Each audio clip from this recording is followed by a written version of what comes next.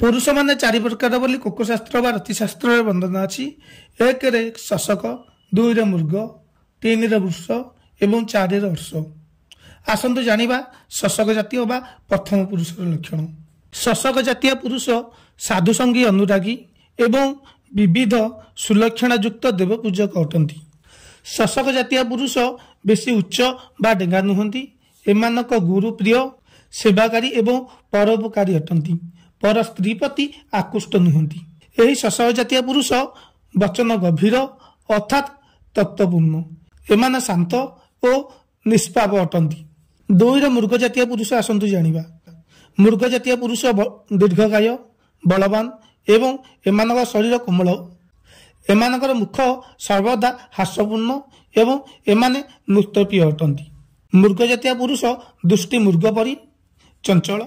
एमानकर बहु भोजन एवं गुरु देवता मानकु निरंतर भक्ति करिथांती। जेउठारे कृष्ण कथा अर्थात धर्म संबंधी विषय चर्चा हुए मृग जातीय पुरुष हठात सेठाकु जाए। जेतेबेले निज घर को अतिथि आसंती से जत्मान पूर्वक संस्कार करती। तापर आसंतु जानिया वृष जातीय पुरुष बा 3 नंबर पुरुष। वृष जातीय पुरुष अंग प्रत्यंग सुंदर एवं अवनत। एमाने बहुकुटुंबी, गुणवान और सुशील अटंती।